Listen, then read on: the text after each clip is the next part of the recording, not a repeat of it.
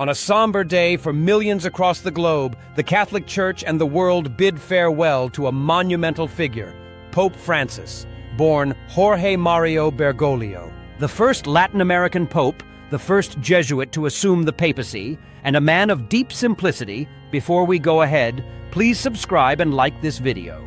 It would mean a lot to us. Pope Francis leaves behind a legacy that reshaped not only the Church, but the world's understanding of compassion, leadership, and reform. The origin of the papacy.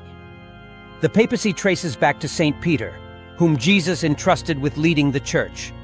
"Upon this rock, I will build my Church."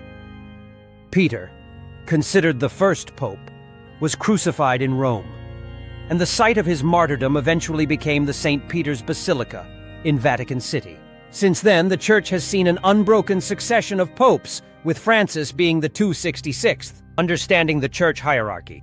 Many view the Church as just a building, but in Christian theology, it is a gathering of the faithful. The organizational structure is vast. Pope, supreme head of the Catholic Church. Cardinals, senior advisors who elect the Pope. Archbishops and bishops, regional spiritual authorities. Priests, local church leaders.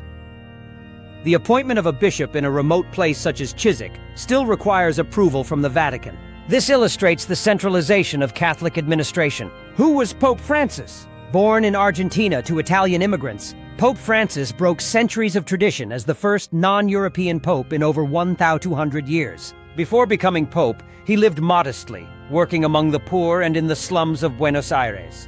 His Jesuit background made him deeply academic, socially conscious, and spiritually progressive. He chose the name Francis after Saint Francis of Assisi, a saint known for humility, simplicity, and love for the poor, qualities that would define his papacy.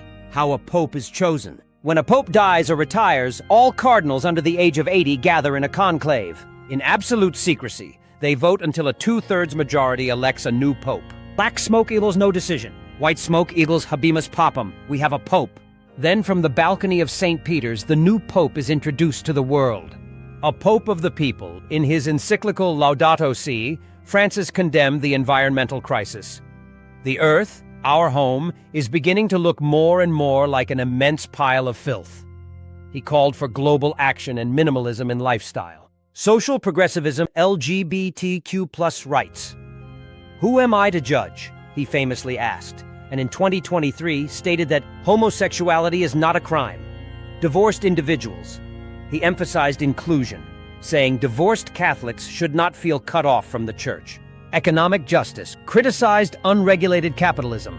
"This economy kills," championed workers' rights, and condemned exploitation. Interfaith dialogue. Francis was the first pope to visit the Arabian Peninsula. He forged peace pacts with Islamic leaders and visited Egypt, Iraq, Morocco, and more.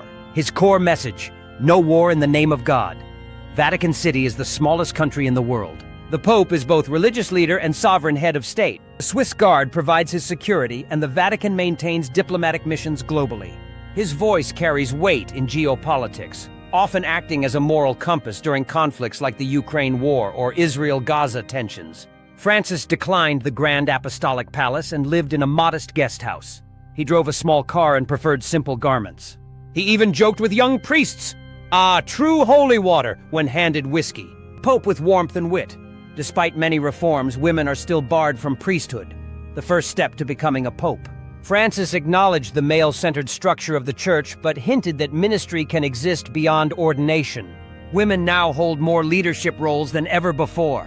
Francis stood with migrants, indigenous communities, the poor, and refugees. He denounced nationalist politics that ignored human rights. His papacy reminded the world, the Church is a hospital for souls, not a fortress of judgment. Even in death, Francis chose simplicity. No grand funeral procession, no gold-lined tomb, just a humble request. Let me return to the earth I tried to protect. As world leaders, including the US Vice President and other dignitaries, pay their respects, one truth remains. Francis redefined what it means to lead with love. His legacy will live on in the silence of slums, the pages of policy, and the whispers of those who now know they too belong. Rest in peace, Pope Francis. You were not just a pope. You were a revolution.